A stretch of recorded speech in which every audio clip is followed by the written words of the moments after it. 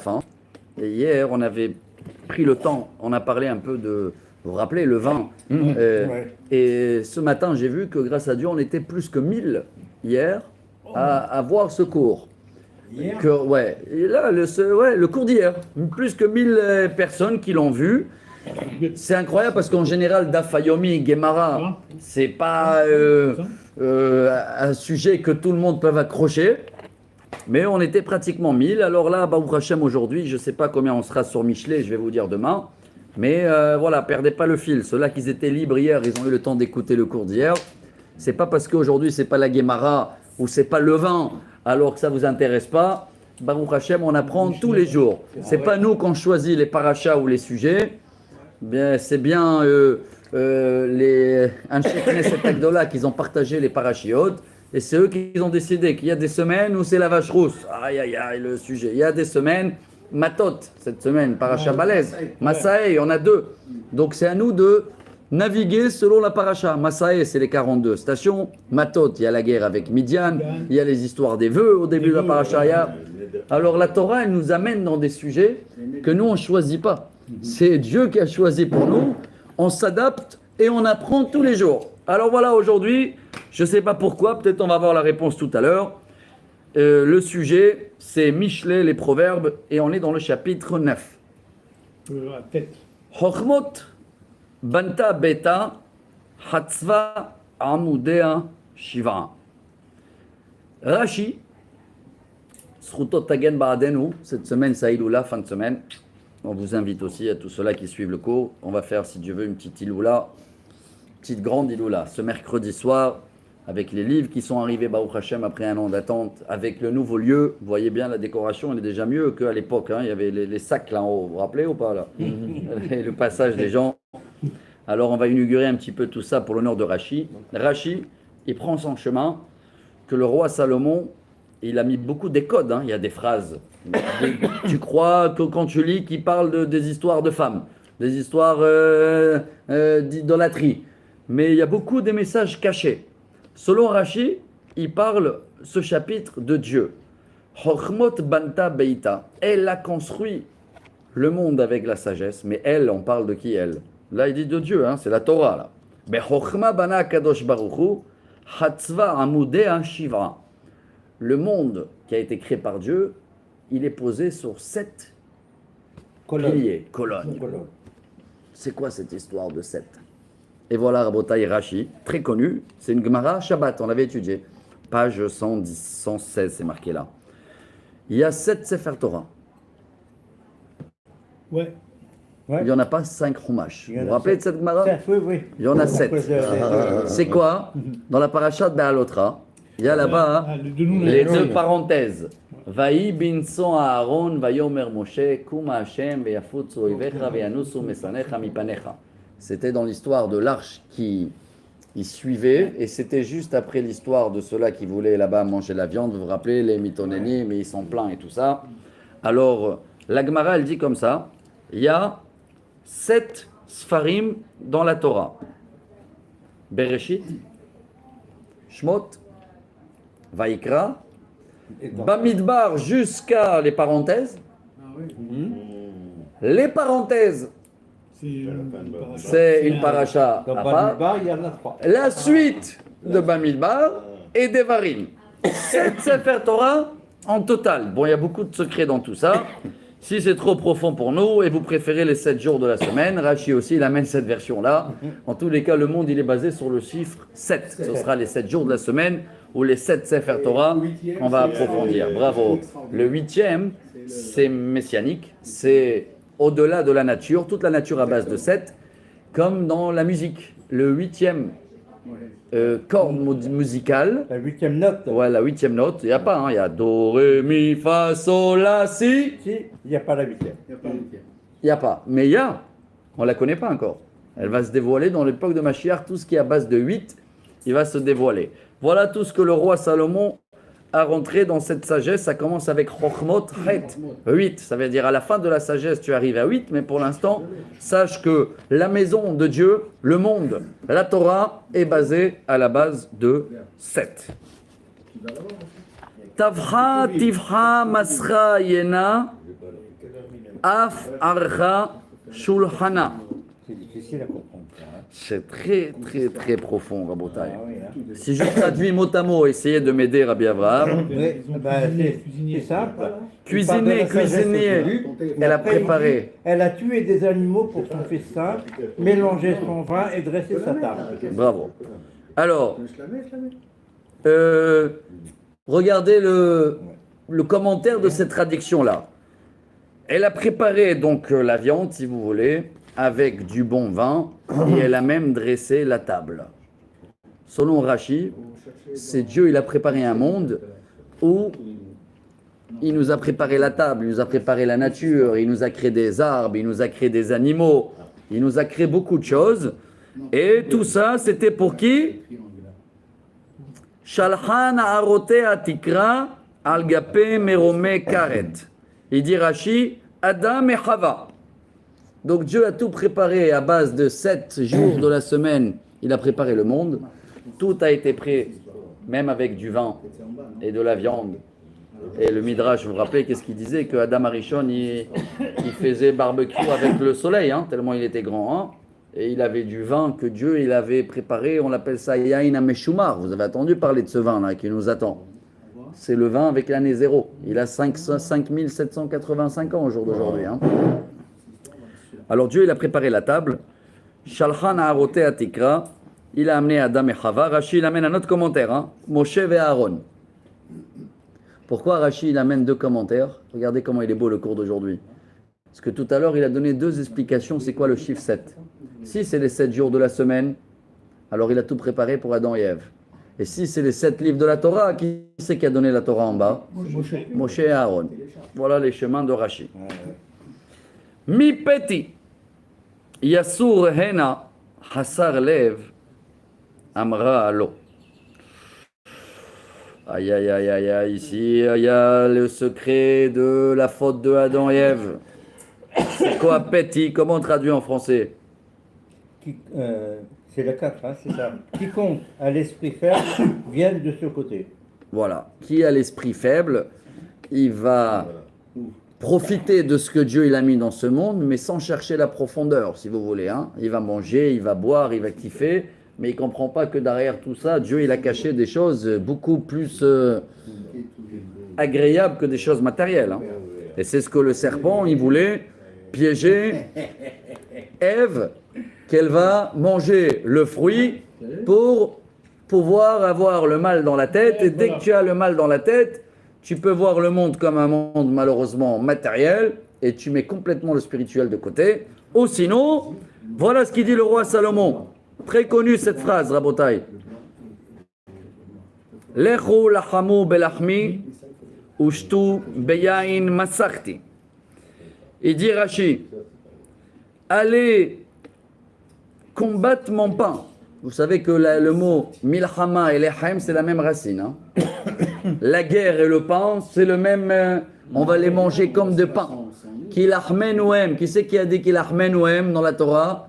Les explorateurs, ils ont dit quand ils ont vu les géants, 10 ils ont eu peur, mais 2 ils ont dit on les mange comme du pain. Lachmenouem. Et milchama et lechem, c'est le même mot. Rappelez-vous de cette phrase, elle est très connue. Lechu lachamu belachmi.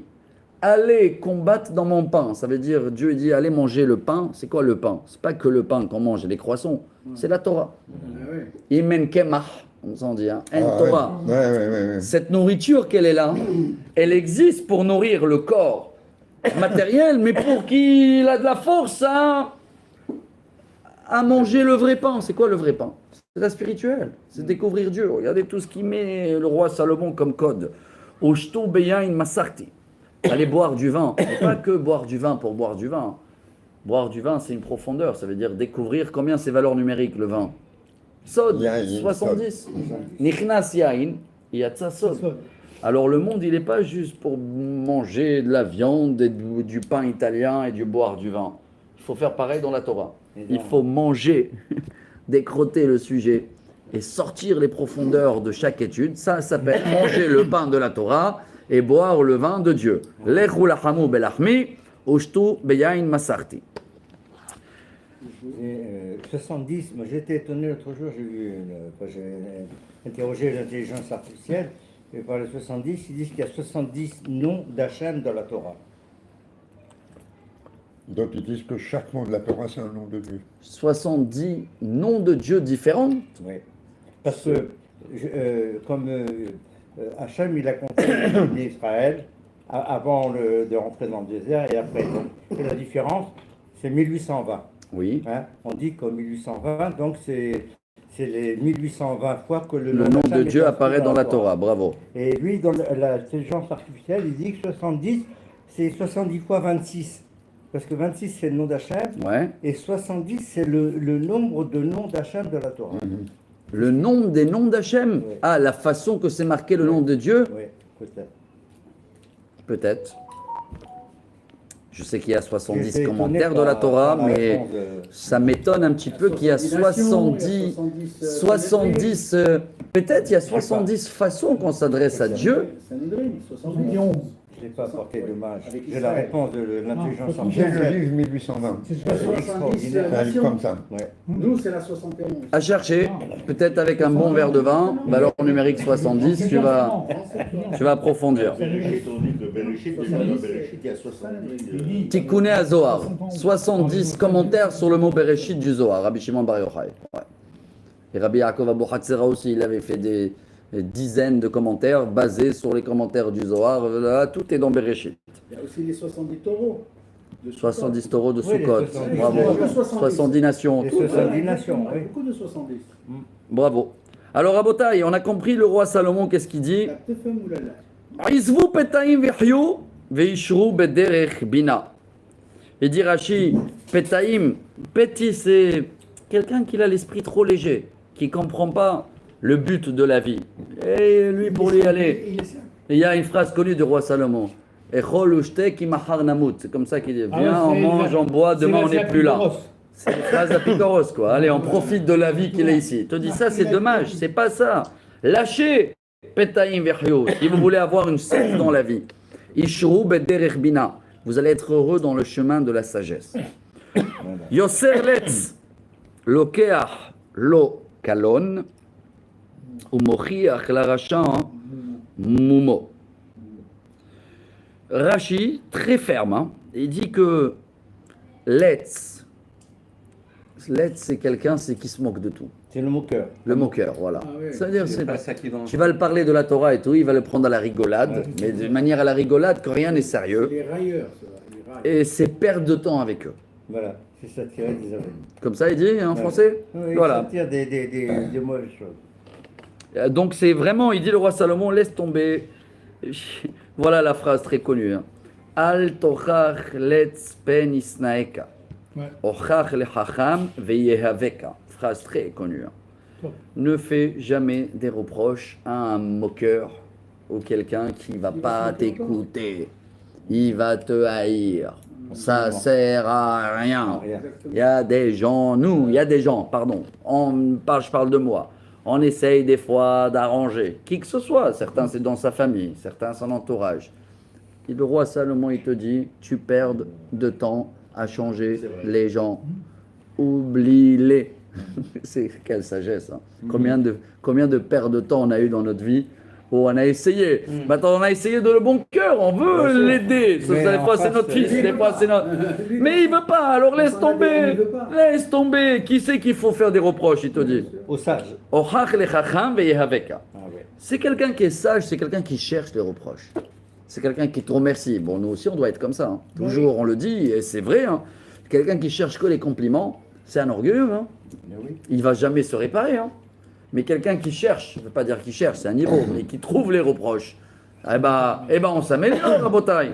Et bon, ta lampe, elle- Il a fait. Comment? la lampe du téléphone, elle est allumée. Oui, allumé là. Ah, pardon, c'est ça, oui, oui. Je croyais que... Excusez-moi.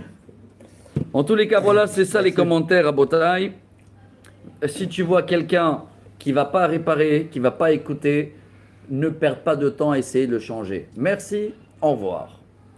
Tel le chacham, veyehekam od. Odar la tzadik, veyosef lekar. Ah, magnifique cette phrase.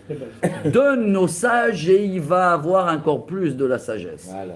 Donc déjà, je vous remercie, tous ceux-là qui sont là et on est, grâce à Dieu, très nombreux, des dizaines en direct, ça veut dire qu'on sait qu'on a de quoi apprendre, surtout de roi Salomon. Alors, à quelqu'un qui est sage, qui cherche la sagesse, charge-le.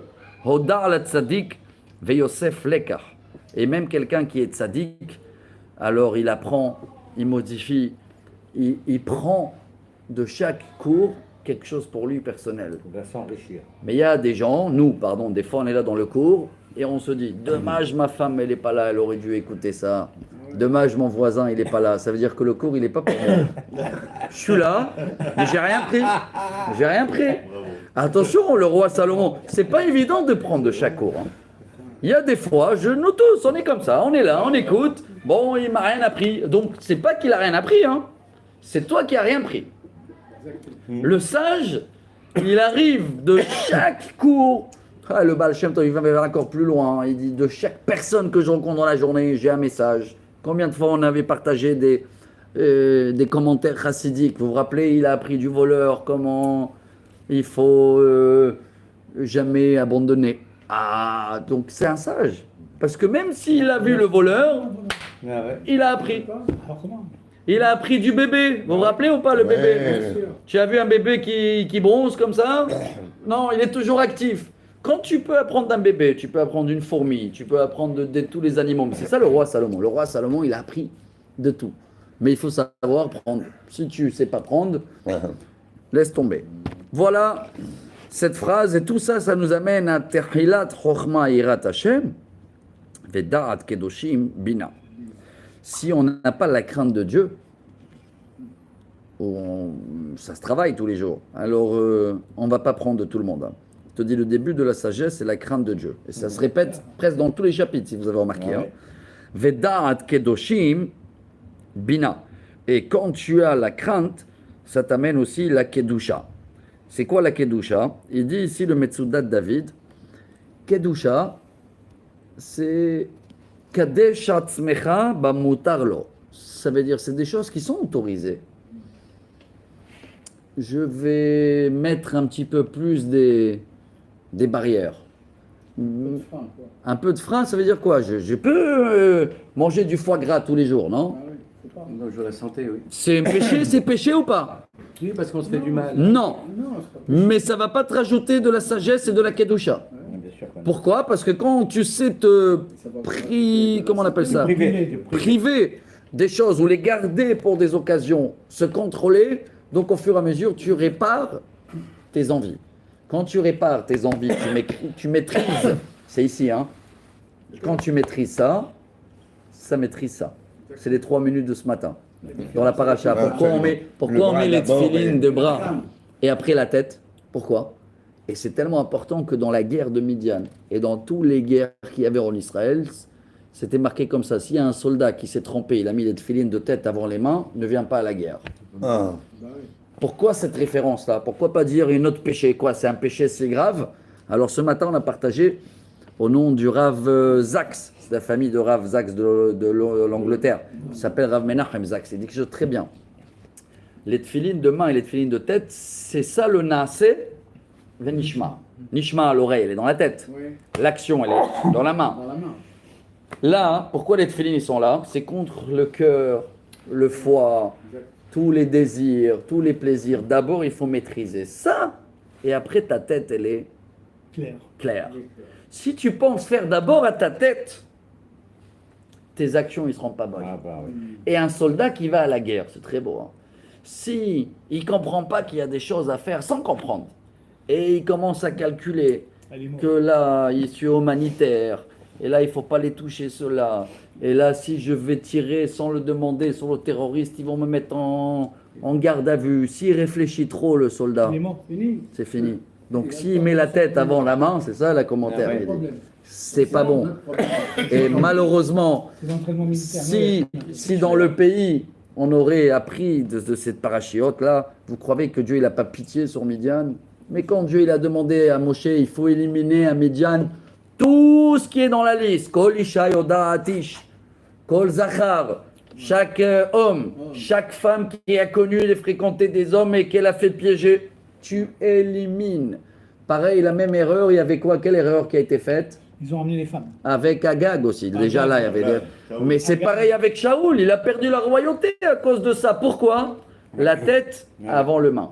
Il avait un ordre de faire telle action et d'éliminer tout Il n'a pas Amalek. été jusqu'au bout. Mais il a mis la tête avant la main. Il a eu la pitié humanitaire Humanitaire, oui. pour aider. Et voilà, après on dit pourquoi ça traîne 650 jours. Humanitaire. Et ça continue pendant qu'on parle tous les jours des centaines des camions humanitaires, des milliers. Pourquoi? Parce que voilà, la tête elle est là. Vous allez demander qu'est-ce qu'on fait? C'est un Amalek, quelqu'un qui veut te détruire. Tu sais quoi? Même tu veux pas être référence à la Torah, fais référence avec ce qu'ils ont fait les Américains à Hiroshima, fais des références à ce qu'ils ont fait les Anglais, les Allemands, les Français, dans les autres guerres. Quoi? Même Que c'est nous? dans la dernière guerre. Baka, là, contre Daesh. Ils ont rasé les villes. Bon, voilà, Rabotai. Bravo, je vois, parce qu'il est toujours là, Mahdi. Il y en a avec nous en direct, des Palestiniens. Je sais pas, je vois ici le drapeau là. Je vous dis vraiment, là, vous voyez, pendant les commentaires, là, ils sont là, les voilà. Voilà, drapeau palestinien et tout. Mais bon, Baruch Hashem, si vous êtes là et vous écoutez le Michelet, voilà, vous avez la solution. Alors, tout ça, on avait compris, Rabotai, c'est quoi? D'abord, la crainte de Dieu. Kedoshim, c'est se priver, Kedusha c'est là, les envies, hein, Bamutar Lecha, les maîtriser. Et quand tu as la Kedusha, tu commences à avoir la Chokhma, la Hirat Hashem. Et alors là, voilà. Kibir Bouya Mecha Veosifu Lecha Shenot Haim. Tout le monde connaît cette phrase-là. Quand on la chante, c'est là. Quand quelqu'un monte à la Torah, il a fini la Torah. Tous les synagogues au monde, ils connaissent cette phrase-là. C'est quoi la traduction? Kibir Bouya Mecha. Ya Rabbi, Irbu, c'est rajouter. Je vais te rajouter des journées. Veyosifu lecha shenot haim. Et je vais rajouter des années de vie. Je ne comprends pas. Ça, on a parlé beaucoup. S'il te rajoute des journées, automatiquement, c'est que tu as rajouté aussi des années, non? Mais Rachid dit Parnassa, Osher, Vechaim, Brim, santé. Ça veut dire quoi? Il y en a qui ont une longue vie, mais les pauvres, il n'y a pas de but. Et elle arrive à l'âge de 50 ans, 60 ans, 70 ans, il tourne en rond. Il tourne en rond. Même les cartes, il ne peut plus les jouer. Alors, à quoi ça sert le pauvre? Il n'a pas de but de se lever le matin. Que là, il te dit non. Le roi Salomon, il te dit Bir Bouyamecha, quand tu es lié à la Torah, Yosifu Lecha Shenot Haim. C'est de la vie que tu vas te lever tous les matins avec plaisir, avec un but, avec une volonté de vouloir encore apprendre et apprendre et apprendre. Parce que si tu es qu'un joueur de cartes, tu vas apprendre quoi? Une nouvelle tactique. Une nouvelle tactique, pourquoi? Tu peux pas si tu joues les cartes toute la journée. Une nouvelle façon de voler. Une nouvelle façon, mais même là, c'est quelque chose qui ne dépend pas de toi. Tu peux apprendre les meilleures tactiques du monde, mais si tu n'as pas reçu les bonnes cartes, tu dépends c'est pas toi qui as les cartes. Ça dépend pas de soi. C'est pas toi qui as les cartes dans la main, Baba. Mais quand tu es dans la Torah, alors tu te lèves tous les jours pour apprendre encore plus de la sagesse. Et voilà, le roi Salomon, il fait le résumé. Im chachamta, chachamta lach. Velatzta, levadecha tisa. Exactement. Comment? Si tu es sage, alors c'est comment il traduit? La sagesse, elle est pour toi. Si tu deviens sage, c'est bien, c'est pour ton bien. Bravo. Et si tu es... Bon, il dit persifleur. Waouh. Persifleur. Persifleur. C'est un railleur, mais... Un railleur. Alors en grand, hein, il te dit comme ça, moi je le commente comme ça. Quand on est sage depuis qu'on est jeune, ou peu importe maintenant, et on comprend que c'est, viens, rentre. Dès qu'on est jeune, on a parlé de toi, t'es rentré. Et bravo, écoute bien ça, tu vas jamais oublier cette phrase. Si dès qu'on est jeune, on comprend, on est dans la Torah, il est là tous les matins, Ron, il fait la prière et tout. Alors, dans 50 ans, 60 ans, la vie, elle va être entouragée avec, si Dieu veut, des enfants, des petits-enfants, la famille. On est dans le chemin de la Torah. Donc, cette sagesse que tu as eue aujourd'hui, elle va te construire en entourage très agréable. Que si quelqu'un, il veut que faire la vie, il veut que manger, il veut boire, il veut rien, il veut pas des enfants, il pense qu'à lui, il va terminer tout seul. Voilà, il termine tout seul. Ce qu'il dit, il va terminer avec un chien, les pauvres. J'ai de la peine des fois, mais j'ai de la peine des fois, c'est des rues, je sais pas, je les vois tous les Shabbats quand je marche, j'ai de la peine. À 8h du matin, je vais à la synagogue avec les enfants. Je le vois toujours le même, le pauvre avec le chien. Il habille le chien aussi. Il y en a.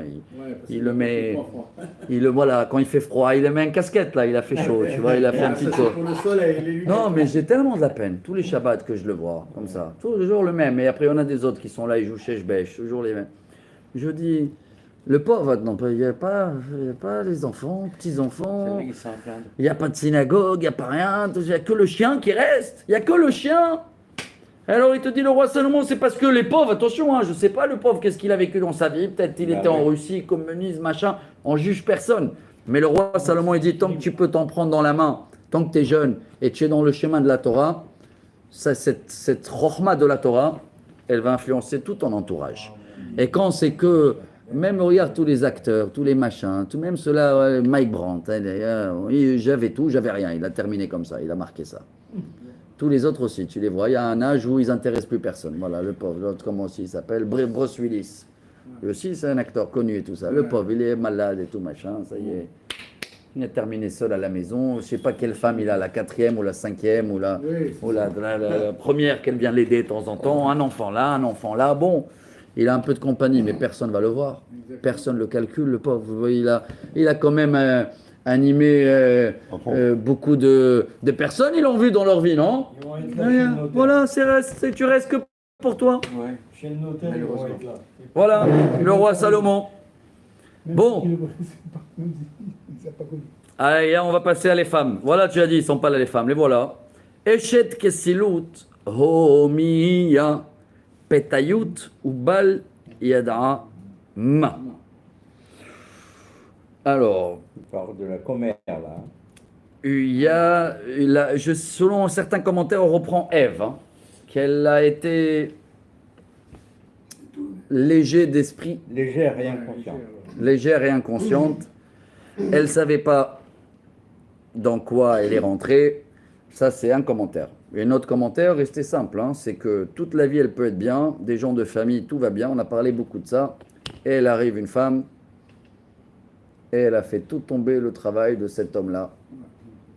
Combien les hommes, comme les femmes, doivent faire attention. Vous voulez les détails? On avait eu déjà des détails. Ve'ashva lepetach beita al kiseh meromeh karet. Elle est assise sur une chaise à la rentrée de la maison, une chaise grande. Likro leovre darer ameyashrim orchotam. Et elle veut faire piéger, elle veut, selon un autre commentaire, il veut, c'est le Yetzer Hara. Appelez-le une femme, appelez-le le vol, appelez-le la drogue. Et il est là, et il cherche les gens qui essayent de trouver le droit chemin. Je commente mot à mot. L'ikro le ovre derer. Elle les appelle, ça les attire, ça nous attire, tout. Chacun avec son point de défaut, ses points faibles. Ça, c'est les femmes, hein, c'est la drogue, hein, c'est l'argent. Viens, qui? Toi, Meashrim Orchotam. Toi que tu essayes de trouver le bon chemin. Mi peti yasurena.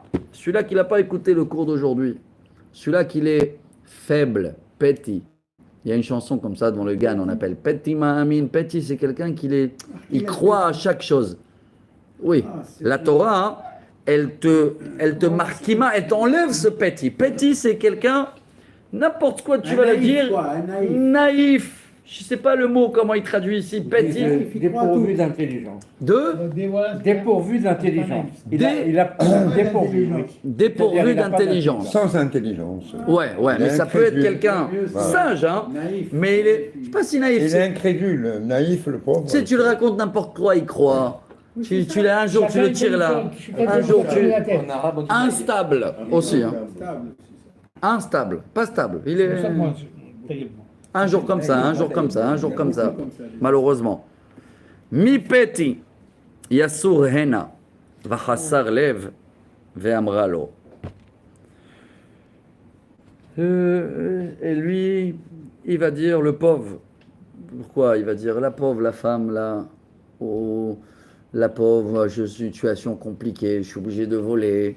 Il va, comment on appelle? Il va mettre le cœur avec lui pour le péché. Ça veut dire il va trouver des raisons à son il va péché. trouver des raisons pour tomber parce qu'il est faible. Et voilà, et il va tomber. Il dit le roi Salomon. Quelle phrase très connue. Hein. Ma'im gnovim im taku. Ah ouais. Velechem stari min am. Si on est venu que écouter cette phrase-là, on avait parlé plusieurs fois de ça. Hein. L'eau qui est volée, elle a un goût sucré. Ah oui. Le pain que tu manges en cachette, il est agréable. Qu'est-ce qu'il dit Rachid? Que ce sera avec des histoires de femmes interdites. Que ce sera aussi, peu importe quoi, même l'argent volé. Tout ce qui est volé au début, Il a du goût. il a du goût. Il a du goût, oui. Et nous, je parle pas d'eux, hein, et nous, des fois qu'on est un petit peu faible, il est là, le Yetzer Hara. Il essaye toujours, c'est pour ça que c'est très important, tous les jours le Moussar, Rabotai, tous les jours, personne de nous ici, il a une garantie jusqu'à 120 ans qu'il a tué son Yetzer Hara. Il n'y a pas. Le Yetzer Hara, il est toujours là. Il y a des exemples dans le Talmud incroyables. Je ne parle pas de il marchait mauvais zichro, je vous parle de Yohanan Kohen Gadol. Ouais. Hein, vous voulez un exemple? À 80 ans, Kohen Gadol, il a tourné. Et il est devenu quoi? Tztoki. Il ne croyait plus à la Torah de machin. C'est Kohen Gadol! Comment on peut apprécier voir Mais comment on peut expliquer Alors, ça Issa, comment on peut expliquer ça? Mais c'est parce que nous aussi, tous les jours, on doit prendre des moussards. Attention, c'est des exceptions. Mais si ça arrive, et il y en a l'autre aussi qui a tourné, qui a créé tout le chemin de la christianisme. L'influence extérieure. Comment, C'est pareil, hein. 80 Non, ans, mais Cohen Gadol, c'est la somme. le sommet. C'est la le- somme. Non, la Torah elle a pris cet exemple pour te dire, regarde, ce Kohen Gadol qui était à la Non, mais il y en avait sommité. plein. Oui. Il y en a eu. 300. Il y en a eu 300 comme ça dans le deuxième temple, qui étaient la Gemara Yoma, qui étaient Il y en avait plein. cacahuètes. C'est vrai. Le Hanan Kohen Gadol. Mais lui, je te dis, c'était c'est- une histoire connue parce qu'il était bien au début. Ouais. Et qu'à la fin, il a tourné. Et c'est quand la Torah, elle te dit ça, C'est la mauvaise rencontre. la Gemara, Ça arrive des fois. Ouais. Des fois, c'est une mauvaise rencontre. Je Ouais, parle avec mais- quelqu'un, je dis, ah tiens, c'est Ou pas la mal, déception de quelqu'un. je l'ai regardé. Voilà, mais- Il a peut-être raison. voilà, le roi Salomon, il t'amène tout encore. Des fois, ça peut être une femme. Ouais. Des fois, ça peut être de l'argent, du vol. Ils t'ont proposé un petit coup, t'étais à la gorge, t'étais machin, c'était ta seule solution. Malheureusement, j'ai C'est comme ça. connu comme ça des gens. Il a pris, J'ai connu qui même, il y en a pire encore. Ils viennent de... Pas pire, ils sont peut-être... Ils viennent te demander avant. Comme ça, j'ai pas de problème de parler à ça. Voilà, ils m'ont proposé ça. Et en plus, ils essayent de t'inspirer toi aussi. Qu'est-ce qu'ils te disent? Si ça marche, je donne un bon maaser. Je dis, Rabbi, tu rentres dedans. C'est fini, te dit le roi Salomon. Pourquoi? Le premier coup, il va être agréable. Et après, tac, tac.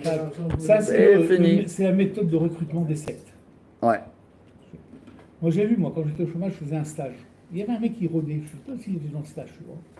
Ah, mais vous savez, on fait une réunion aux Champs-Élysées, on va faire, on parle de ça, si vous voulez venir et tout. Au début, après, je suis rentré, je dis, attends, c'est de moi, quoi, je vois ça. Et en fin de compte, c'est comme ça, ils recrutent quelqu'un. Ils lui parlent, regarde, des dentistes, ils ont dépouillé, des PDG, dépouillé, et après, ils te rentrent. Et personne ne peut dire il est à l'abri. Moi, j'ai vu ça. Ouais, personne n'est à l'abri. Voilà le résumé de le cours d'aujourd'hui. Les communistes dans les usines, qu'est-ce qu'ils parlent? Ils parlent toujours de la même chose. Ils se réunissent, ils parlent toujours de rien qu'ils leur mettent dans la tête. Et la première fois, deuxième fois, troisième fois, l'eau volée, elle est sucrée, mais après, tu reprends le goût et après, elle devient amère. Hein. Et après, ouais. Bien Ah oui, sûr. tu te Hein, réveilles, quand tu te Rachid dit comme ça, regardez, ça se termine en drame ce chapitre. Rachid dit comme ça. En ta'am biat pnuya ketam meshet shish. Ça veut dire quand quelqu'un, chas v'shalom, il n'est pas fidèle avec sa femme et il est tombé avec une femme, chas v'shalom, qui est mariée et tout, c'est pas le même goût dans la première fois. Il est beaucoup plus sucré, attirant, machin, mais ça devient du poison après, c'est fini. Ça y est. Donc, personne n'est à l'abri. Chacun de nous doit tous les jours étudier du moussard. Chacun de nous doit faire tous les jours attention.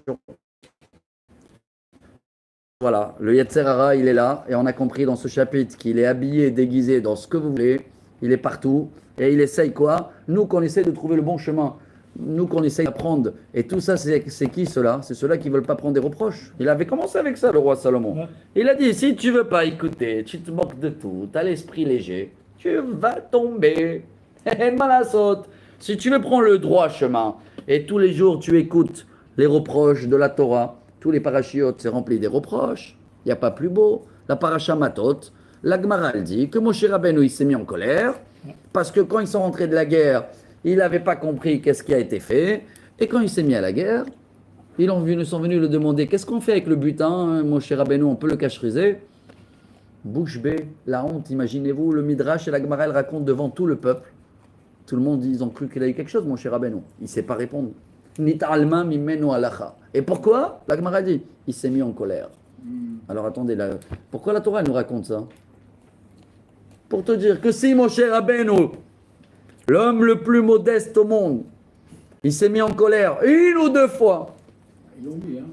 et il avait des raisons de quoi se mettre en colère tous les jours. Et la Gemara elle dit, de là on apprend, Kol hakoes, im chacham, chochmato mistaleket, im navi, nevuato mistaleket. La Gemara dit, tu peux être l'homme le plus sage du monde, tu peux être un prophète. Tu t'es mis en colère, hop, tu oublies tout. Alors quand la Torah elle nous apprend tout ça, il y en a qui disent, ah non, c'est quoi cette paracha là? Ah non, ça ne m'intéresse pas. C'est quoi aujourd'hui la vache rouge? Ça ne m'intéresse pas. Voilà, lui, il dit le roi Salomon, le droit chemin, il risque de tomber dans l'eau volée, rabotaille. Et donc on essaye de prendre de chaque paracha, de chaque message, des reproches, oui, j'ai pas honte de dire, des reproches. Je préfère m'attarder sur les reproches dans la paracha que faire maintenant des valeurs numériques pendant 1 heure, que tu vas dire la Torah, waouh, c'est beau, oui, c'est beau, c'est très beau. Mais après que j'ai compris qu'il ne faut pas se mettre en colère, et après que j'ai compris tous les reproches qu'il y a dans la paracha, là je peux aller m'endormir avec les valeurs numériques. Mais si quelqu'un il aime que les valeurs numériques, ah c'est beau, c'est grand, mais il se met tout de suite après en colère, c'est que le message principal de la paracha, il a mis de côté. Hein. Maxime Despères, qu'est-ce qu'il dit? Tkufot vegimatriot par peraot, ça doit être comme un dessert ça, ou ça doit être l'ouverture du cours. De temps en temps, tu fais des initiales, c'est beau, c'est mignon, mais toi, tu bouges pas avec les initiales. Hein. Tu apprends rien. T'apprends, oui, t'as appris, non, t'as appris que... Oui, t'as appris quoi? En général, c'est quoi les codes? En général, c'est là aussi pour souvenir. Ça te donne des, allez, parachat beau, c'est valeur numérique 3, les 3 plaies. Bravo. Et alors, on y va où après? Tu vas nulle part, hein. Alors voilà, Rabotai, je termine la dernière phrase de ce cours très chaud. Je reprends, rappelez-vous de cette phrase. Maim gnovim im taku. L'eau volée est douce et meilleure. Velechem starim inam. Et le pain que tu manges en cachette, il est agréable. Mais, et voilà la dernière phrase. Velo yada ki refaim sham. Berimke sheol kerouea. Mais il ne sait pas que c'est les démons. Ah, comme ça il traduit chez vous, Rephaïm? Non, c'est pas comme ça, non. Ah, alors comment il traduit la dernière phrase? C'est difficile.